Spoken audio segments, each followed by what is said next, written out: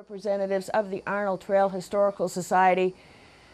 Very interesting thing that happened right in our backyard, as we say, way long ago, before any of us were thinking about skiing or anything like that. And those guys wouldn't even imagine what goes on around here now. I'm much happier with our life now than what they experienced at that time. Significant to the big picture of history, what was going on during the Revolution. How did that expedition play into the whole scenario with us and the British and the French and everything? That's a good question. Yeah. It started out with right after Bunker Hill, and Washington was standing around Boston trying to figure out what to do with all this rabble in arms that he had there, and came up with the idea of invading Canada. They had got the cannon from the fort up in Ticonderoga and brought them down to put them around Boston, and they wanted to do something more, try to bring Canada into the war and use some of the French inhabitants up there to put them on our side and make them essentially a 14th colony to help defeat Britain. And that was his brainstorm, probably with some other generals, that they could do this and send this guy on the march 370 knowing miles. that it may fail. Yeah. And then it was still going to be a win-win, because the British then knew they were susceptible, and they'd have to fortify Quebec and take soldiers away from other places in North America. Right. And which is exactly what happened. And a win-win for them, but a lose-lose for dear Arnold and his troops, unfortunately. well, Arnold went on to do other things right after Quebec. You know, he was wounded, but he went on. That next year is another whole story. But it's amazing what Arnold accomplished that next year. Did he go over to New York after Yeah, that? yeah. Right. He saved the Hudson from being captured Right. in a very crucial part of the war, So how come he ended up with such a bad name? because he became a traitor.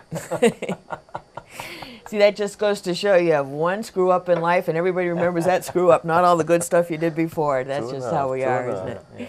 Now, the Arnold Trail Historical Society has a new website. You've just updated it. Yeah, we took the old one, took it down, and decided to make something a little bit more up with the times as far as the websites go. And I went to one of the website providers and struck a deal with them and started work on it myself and realized how stupid I was as far as computers go. And my son kind of helped me out. He runs his own bike shop, and he does his own website himself. And through that and a little bartering with another guy that had all the brains, we got to put it together, and it's worked very well. And we encourage everybody to go to arnoldsmarch.com and to see the latest. And we've got downloads of videos and audio stuff that's taken place over the years that we've recorded, put on the website, and it makes for a really interesting. Part of it is going to be a blog, which we're going to call the Dispatch, and some of the stuff that we've seen here today on the here on TV, we're going to have on the website as well. And what are these books that you brought as well? Those are Kenny's. Right. Well, everybody asks, what can we read? You know, and you can't believe Wikipedia in most cases.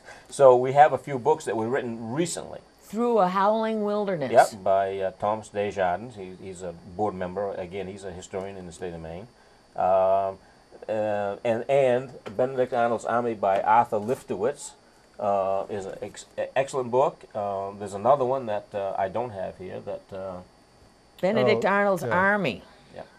Wow. There's data in there that just boggles the mind that people can even collect. Are these today. fairly new books? These are new. Hot yes. off the press. Well, 2008 and Right. a little bit later. Yeah. Relatively. And the Stephen Darley book on Arnold, and some of the journals that hadn't been presented before. He's dug them up.